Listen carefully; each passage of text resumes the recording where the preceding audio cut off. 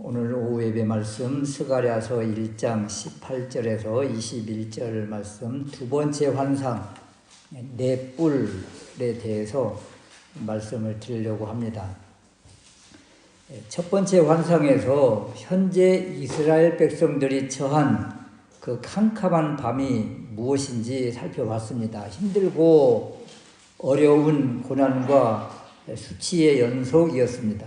그러나 이제부터 오늘부터 복을 주리라 다시 회복되리라 하는 그 하나님의 놀라운 회복과 축복의 약속을 받았습니다.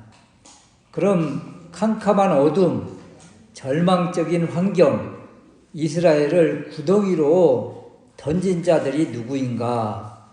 두 번째 환상에서 소개를 해주는데요. 18절 말씀에 내가 눈을 들어 본즉 내 뿔이 보이기로 이들이 무엇입니까? 누구입니까? 물었더니 이들은 유다와 이스라엘과 예루살렘을 해친 뿔이니라. 이스라엘을 들이받은 또 이스라엘을 짓밟은 이 짐승 같은 내 뿔이 무엇인가? 또 오늘날 우리를 힘들게 하는 그것들이 무엇인가? 이런 것입니다. 첫 번째는요, 힘들고 어려울 때 어디를 봐야 될까? 스가랴 선지자를 보십시오. 첫 번째 환상 때 1장 8절 말씀에 보면 내가 밤에 보니, 또 오늘 말씀에 1장 18절에 내가 눈을 들어 본즉, 또 2장 1절에도 내가 또 눈을 들어 본즉, 환상을 소개할 때마다 이 스가랴 선지자가 어디에 집중하고 무엇을 보고 있는가 이런 거예요. 현재 상황이 사방으로 우겨쌈을 당한 것처럼 답답한 때입니다. 이러한 때 스가랴 선지자가 계속 눈을 들어 주님께 집중하고 있다 이런 것이죠. 열왕기상 18장 44절 이하에 보면 엘리야 선지자가 나오는데요. 3년 6개월 동안 하늘문이 닫혀서 이슬도 내리지 않은 때 기근과 가뭄과 절망으로 힘들어하는 이때 엘리야 선지자의 모습을 보십시오. 하나님이 주실 은혜, 그 마른 하늘에 떠오르는 조각구름을 간절히 바라보지 않던가요? 어디를 바라보는가 이런 것입니다. 무엇을 보는가? 히브리서 12장 2절 말씀에 보면 우리를 온전케 하시는 예수님을 바라보라. 우리의 눈이 어디에 고정되어야 되는가? 힘들고 어려울 때 도대체 우리가 어디를 보고 무엇을 봐야 될까? 힘들고 어려운 절망적인 상황에서 우리가 마땅히 행할 일, 그것은 주님을 바라보는 것이라. 예수님을 바라보라. 현재 상황, 우리 자신과 우리 문제를 바라보면 답답할 수 있습니다. 그리고 주변에 잘 나가는 그 다른 사람들과 비교하면 주눅이 들 수도 있어요. 그러므로 그들을 바라보지 말고 나보다 잘 나가는 사람 바라보지 말고 또 답답한 현실 상황 바라보지 말고 눈을 들어 주님을 바라보시기를 주님의 이름으로 축원합니다. 두 번째는요, 스가랴가 눈을 들어 본 것이 있는데 눈을 들어 봤더니 주님이 보이면 얼마나 좋겠어요. 그런데 내 뿔이 보인 거예요. 뿔 네 개. 그래서 내 뿔이 무엇인가 이런 것인데요. 엘리야 선지자처럼 손바닥만한 구름이라도 보이면 그래서 소망이라도 품지요. 또 주님이 또 우리를 이렇게 지그치 바라보시는 그 눈과 마주치면 얼마나 좋겠어요. 또는 우리를 고이 품어주시는 주님의 손을 볼 수 있다면 어떤 시련이든 환난이든 절망적인 상황이든 아무것도 문제가 아니지요. 그런데 스가랴가 본 것은 뿔 4개가 보이더라. 4뿔이 보입니다. 뿔 달린 것은 우리 사고로 보면 옛날 도깨비들이나 도깨비 뿔 뭐 이런 거, 또 짐승들이 또 뿔이 있잖아요. 황소 뿔이 있고 들소 뿔이 있고 사슴 뿔이 있고 이런 뿔이 있습니다. 그런데 지금 스가랴가 본 것은 짐승의 뿔입니다. 이 뿔이 상징하는 것이 있어요. 뿔, 권력 또는 힘, 또 군사적, 전투적 승리를 이야기할 때 이 뿔을 이야기합니다. 동물의 왕국에서 들소가 사자를 이기는 영상을 제가 본 적이 있거든요. 들소 무리가 가면 말이에요. 사자가 그 맛있고 큰 소를 그 공격하는 것이 아닙니다. 이 뒤처진 그 들소 새끼들을 이렇게 공격을 하는데, 이 사자가 이 큰 들소에 둘러싸여 버린 거예요. 그래가지고 이 큰 들소가 가서 이 뿔로 그 사자를 확 이렇게 쳐서 들어 올려서 그냥 날려버려요. 그러니까 떨어지기 직전에 상대방에 있던 또 들소가 확 떠받아버립니다. 그래가지고 이 사자가 한쪽에 구석에 완전히 무서워서 옹크려가지고 그냥 막 꼼짝달싹도 못하고 있는 모습, 이런 모습을 봤어요. 그러니까 이 들소뿔이 얼마나 강하고 이 들소가 힘을 합치면 얼마나 무서운지 이런 것을 보여주더라고요. 스가랴가 본 것 이 뿔입니다. 뿔 4개. 그래서 4라는 이 숫자를 통해서 동서남북 사방에 이 뿔이 공격하는 모습입니다. 그래서 이 스가랴 선지자가 묻는 거예요. 19절 말씀에 이들이 무엇입니까? 그랬더니 이들은 유다와 이스라엘과 예루살렘을 해친 뿔이다. 유다와 이스라엘과 예루살렘을 짐승처럼 짓밟은 대적들을 지금 이 4뿔로 표현을 하고 있는 거죠. 이 짐승들이 얼마나 무서운지 말이에요. 요즘은 시골 사람들 그 멧돼지 때문에요. 산에도 제대로 못 가요. 며칠 전에 농기구센터에 갔더니 그 동네 어르신들 몇 명이 이야기를 하는데, 아이고 세상에 이놈의 멧돼지들이 묘를 다 헤쳐놨어. 근데 묘를 헤쳐도 그냥 헤친 것이 아니고 그 멧돼지 입으로 이렇게 막 훑어가지고 아예 그 박고랑을 이걸 일구랐대요. 박고랑을 그냥 쭈쭈를 타는데요. 그런데 갑자기 이 멧돼지가 딱 나왔다는 거예요. 그래가지고 그 어르신이 그냥 오늘 도망이 나갈 거지 그냥 소리를 고래 질렀더니 다행히 이 멧돼지가 공격하지 않고 도망을 가서 그냥 다행이라고 하는데, 그냥 뭐 묘를 다 헤쳐놓고 그곳에 뭐 농사를 지으라고 밭고랑을 다 이렇게 만들어 놓고 이래서 이 시골 사람들 멧돼지 때문에 제대로 농사도 못 짓고 말이죠. 농사 지어놓으면 뭐 멧돼지, 고라니, 요즘은 또 개들도 이 들개들이 얼마나 많은지 그냥 막 떼그로 돌아다녀가지고 뭐 비닐 씌우는 막 이런 밭에 다 장치고 다니고 말이죠. 그래서 이 4뿔을 보면 이렇게 사나운 무서운 짐승 이미지가 있는 거예요.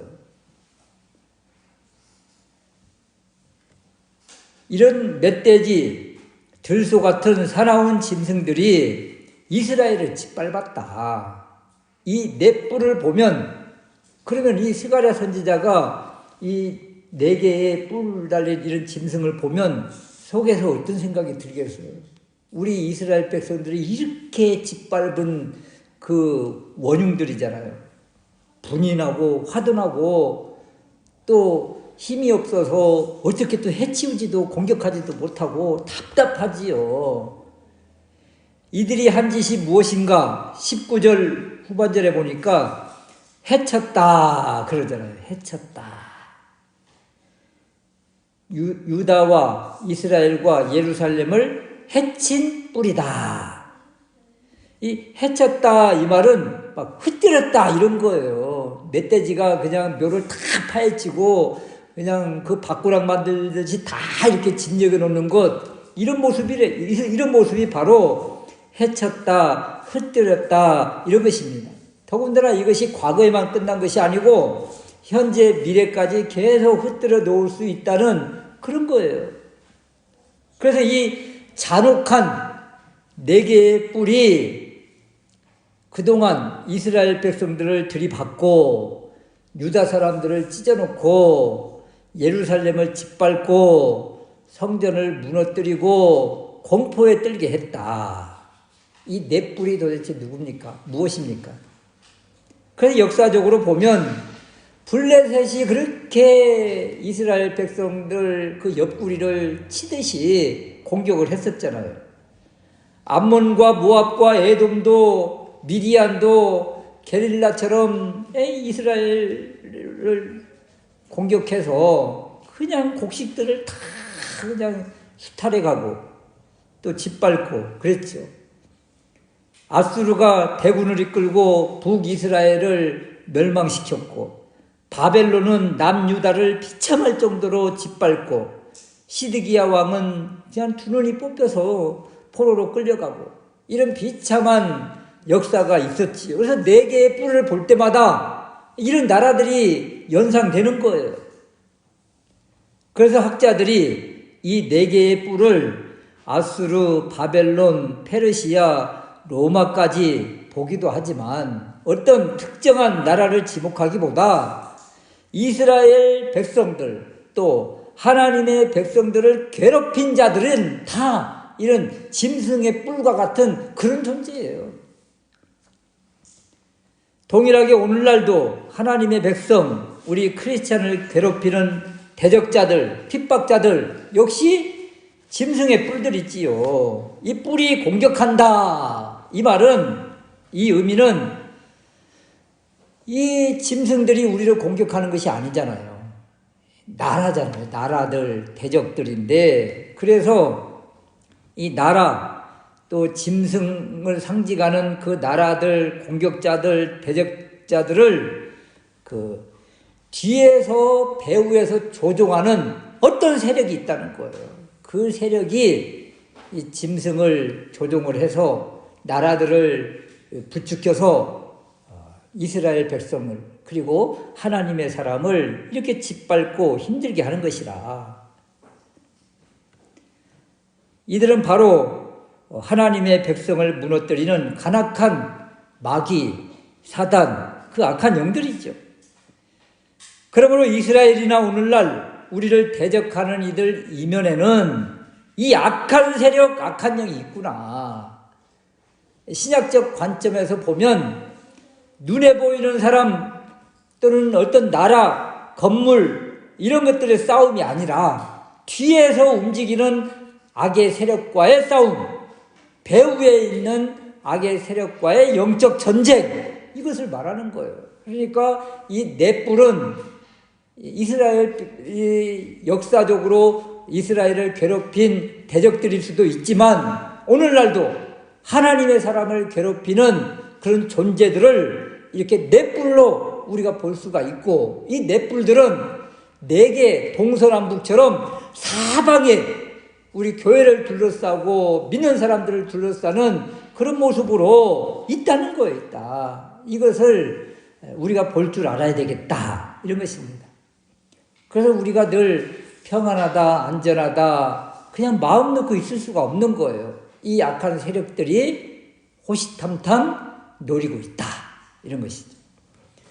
에베소서 6장 12절 말씀에 보면 우리의 씨름은 혈과 육을 상대하는 것이 아니요 통치자들과 권세들과 이 어둠의 세상 주관자들과 하늘에 있는 악의 영들을 상대함이라. 그래서 요한계시록에도 계속적으로 누구를 등장을 시키는가 하면 하나님의 사람 반대편 대적자들을 짐승으로 소개를 하고, 그리고 이 짐승이 갑자기 막 뿔이 나오고 뭐 권세가 나오고 뭐가 나오고 이런 모습이 나와요. 계시록에 보면. 그런데 이 짐승 뒤에서 짐승을 조종하는 또 악의 세력, 그 음녀가 등장을 하잖아요.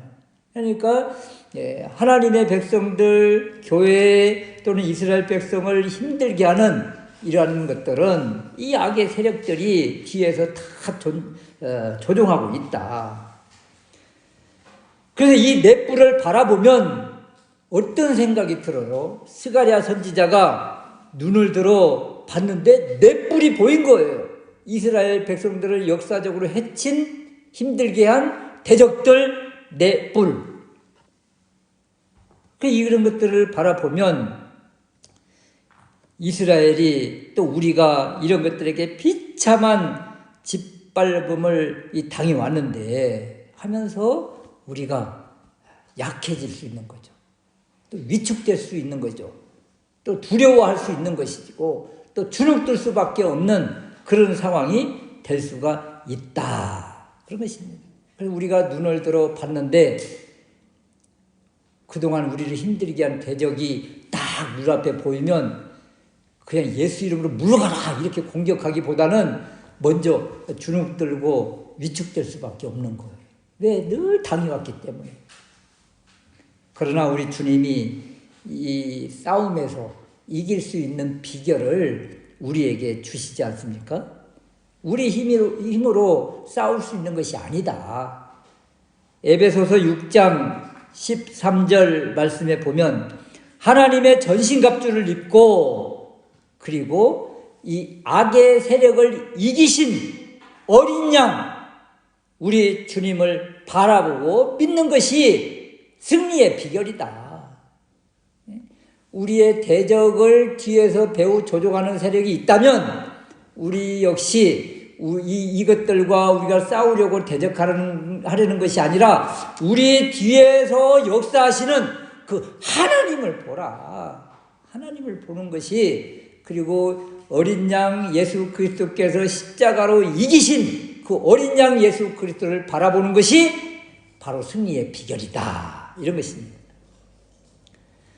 우리의 눈을 들어 주님을 보고 또 주님이 보이면 좋겠지만 이렇게 스가랴 선지자가 내 뿔을 먼저 봤어요. 내 뿔을 먼저. 그래서 위축되고 주눅들 수밖에 없는 이러한 상황 속에서 이길 수 있는 비결, 그것은 내 힘으로 싸우면 이길 수가 없다. 그래서 주님이 필요합니다. 주님만이 이 사망의 골짜기에서 우리를 구원해 줄 구원자이십니다. 구세주입니다. 고백하며 나아가면 그때 넷불 뒤에서 있는 오늘 말씀에는 내 공장 4명. 공장 4명이 뭐예요? 대장장이에요. 석수공, 목수공, 승용공 이런 것을 공장이라고 그래요. 그러면 내 뿔의 뿔을 다 깨뜨릴 그 대장장이 4명이 딱 서 있는 거예요. 대장장이. 그래서 내 힘으로 이 환난, 시련, 절망 벗어날 수 없지만 뒤에 서 있는 공장 4명 바로 승리하신 우리 주님이라. 이 주님을 바라보면서 믿음으로 이 어려움을 또 사망의 골짜기를 또 문제를 훌쩍 넘는 넉넉하게 이기는 우리가 될 수 있으시기를 주님의 이름으로 축원합니다. 아멘.